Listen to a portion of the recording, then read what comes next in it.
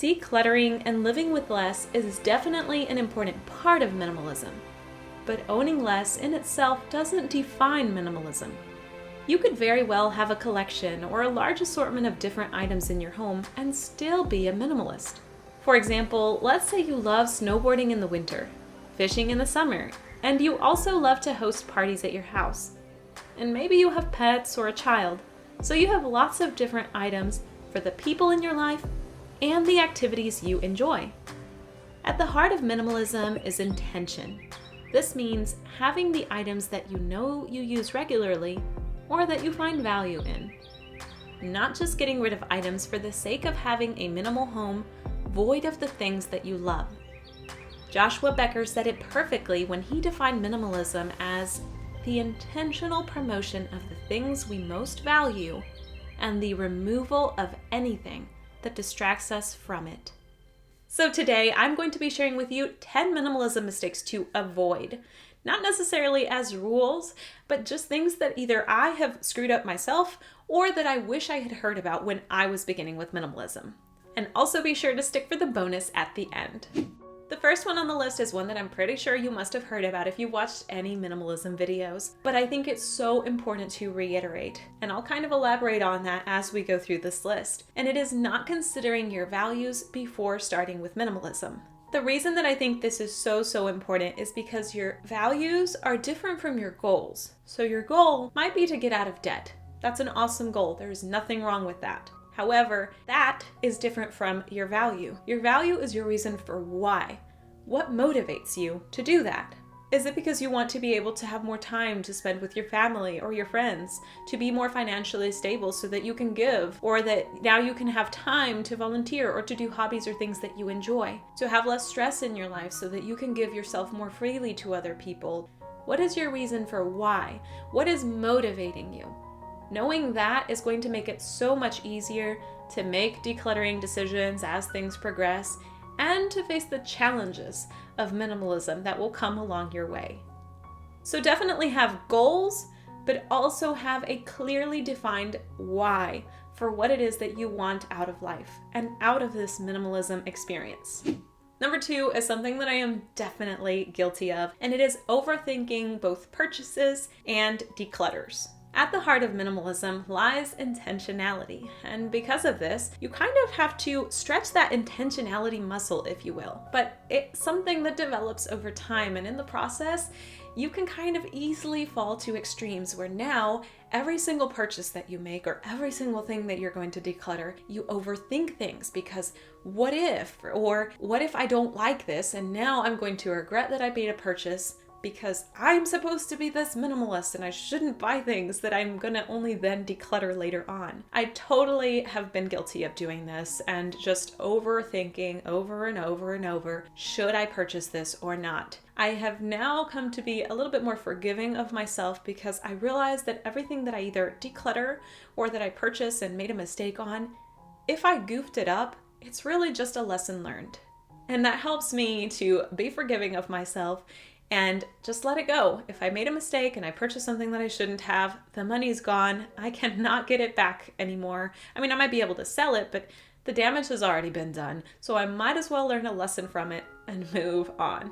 Mistake number 3 is a huge one, and it is letting criticisms either stop you from continuing with minimalism or letting it be the driving force for you going to extremes. I was recently chastised by a friend when I had made a few purchases in her presence, and she basically made some comments that made it seem as though I'm a frivolous shopper, like I'm some spoiled brat that doesn't know how to manage her money. And the day that she told me these things, I cried. I didn't know why it hurt so much, and I honestly think that she was thinking I was having this breakthrough aha moment, and that is why I was crying. And I had to kind of process this before I could talk to her about it later. But basically, to explain what I was feeling and what was going through my head, it felt like when somebody decides that they're going to be a Christian and they're going to change their life and they're going to do all these things to try to be the best human being that they can be, and they do one thing that upsets someone, and they utter the horrible words, and you call yourself a Christian. These comments are like a stab in the back. They hurt, especially when it comes from a family or friend, because you expect that these are the people that are going to notice your hard efforts and your progress that you've made along the way. But often, the criticisms from these individuals are the ones that can tear us down the most. And this is why I think that number one, considering your values should be the first thing that you do. Because if not, you might fall into the trap of now trying to prove other people and doing it for other people and people pleasing rather than doing it for yourself and your values. After I had the time to really process the conversation and figure out why this had hurt me so much, I had to come to terms with the fact that her perception of me wasn't something that I had to fix. I have definitely been a chronic people pleaser in my life, and in the past, I definitely would have wanted to go to the extreme of, well, I'll show her. But if I'm doing that, then I'm approaching it from the wrong angle. I'm approaching it from people pleasing, from doing something for someone else, or just for the sake of someone thinking of me in a particular way. And this is why I think that considering your values and knowing your reasons for why is really the first thing that you need to do, because you can fall to those extremes of, I'm giving up, what's the point, nobody notices my efforts, or, well, I'll show you, I'm gonna live off a backpack and I'm gonna be miserable in the process, but I'll have showed you. There's really no sense in trying to prove anything to anyone else, because if we do that, it's not changing our life. It may very well change your life, but not in a positive way, because you're not doing it for you anymore. You're doing it to please someone else. So be careful, be very careful not to fall into these traps. Trap number 4 is comparing your progress to other people. I think that to some degree, comparing ourselves is just a natural human tendency, and it can somewhat be helpful because we can see what other people are doing that maybe can teach us ways in which we can improve. But it can so very easily become a trap for us when we then become frustrated because we are trying to live someone else's ideal image of what their perfect life is like. I have a full-time job, I have kids, and I have different hobbies, so the particular items that I have in my home are going to be different from someone else that has a different lifestyle, and that is okay. Learn to embrace your particular life, the particular phase that you are in, and you will be a lot happier for it, rather than trying to constantly fight against it or to try to obtain the life that somebody else appears to have perfectly. Mistake number 5 is decluttering other people's things without their permission. Especially if this is a spouse or if this is somebody that you're close to, whose relationship it can harm, I definitely urge you to have conversations with these individuals if you're even thinking about decluttering something of theirs, because we definitely need to respect their boundaries and where they are at in their minimalism journey, if they even want to start minimalism. And this is where I think that we can sometimes deter people from it rather than attract them, because if we come at it from an angle of power and trying to control, it's much more likely that they're not going to embrace it. Instead, they're going to try to run from it and abstain from it. We can't force people to change, obviously. They have to want to change. But it's much more likely that if we have a conversation with them and actually talk about, hey, what are your values? What is it that you want out of life? How do you think that maybe having less could improve your life? Having these conversations are going to make it much more likely that you come at it from an angle together rather than somebody against the other.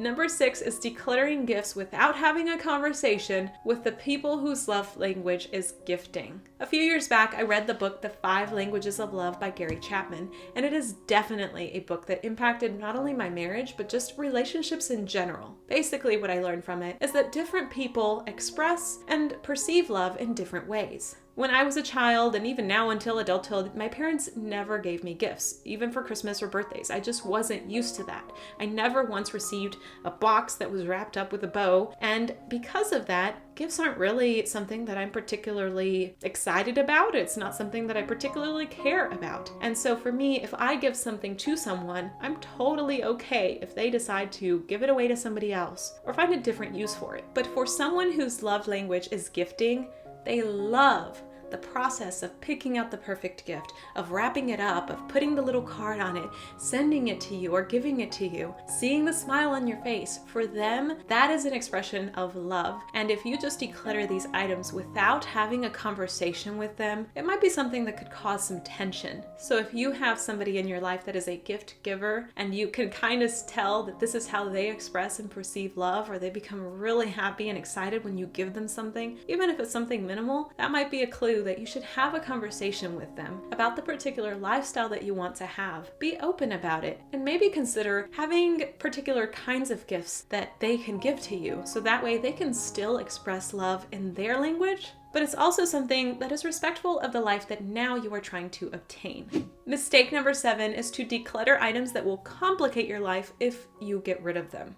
You're all gonna think that I'm a total fraud because Rudy and I have 3 vehicles for the 2 of us. He has a 2-seater work van for his construction job. He has a personal vehicle, and I have a personal vehicle. By the perfect ideal minimal standards, we probably wouldn't even have a car to begin with. We would use a bike or a bus. Those things are not options for us. And actually, I had considered going down to 1 vehicle for the both of us, 1 personal vehicle, but it became very clear that that was not going to be an option for us when one of them actually broke down and we had to take it to the shop. It was actually very stressful to try to scramble to get the kids from point A to point B because we both have full-time jobs that have very sporadic schedules, and that 2-seater work van was not going to cut it for the kids. So if you've been considering minimizing a particular item just to have less, but it's something that might otherwise complicate your life, I would urge you to reconsider.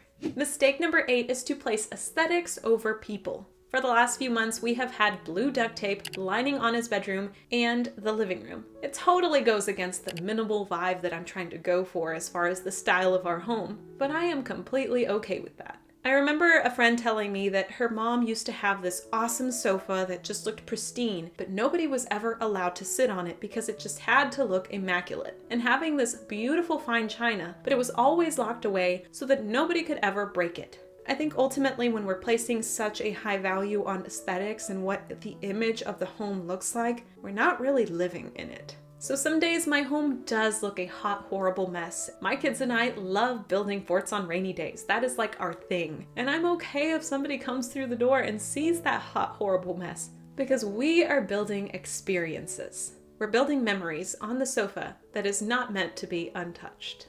Mistake number 9 is to declutter during emotional upsets. Just in the same way that you wouldn't want to text somebody when you're angry, I think the same applies when decluttering. Now, I'm not saying that decluttering is always going to be this happy, upbeat, emotional experience. Sometimes we have baggage, and especially when you're decluttering emotional items, you might realize that you've stashed away negative emotions as well that can arise when you're decluttering these particular items. But if you are having a low emotional day, when let's say you've just had a breakup and you're wondering what the point of life is and what's the point of it all, I would urge you to reconsider decluttering for another day when you're more clear-minded, because you may accidentally declutter something that you may regret later on. Mistake number 10 is to declutter items that do complicate your life, but you actually enjoy the hassle. I have about 20 plants in the home, and we have a garden outside. And in the winter, we have to cover and uncover, and there's honestly not a day that I don't pay attention to at least one of my plants, because they all have different watering schedules and different needs. But I love the hassle. I love to clean their leaves, and I love to pay attention to them. So why would I declutter something that brings me joy just because I have a lot of it? If you love to paint, for example, and you have tons of supplies relevant to painting,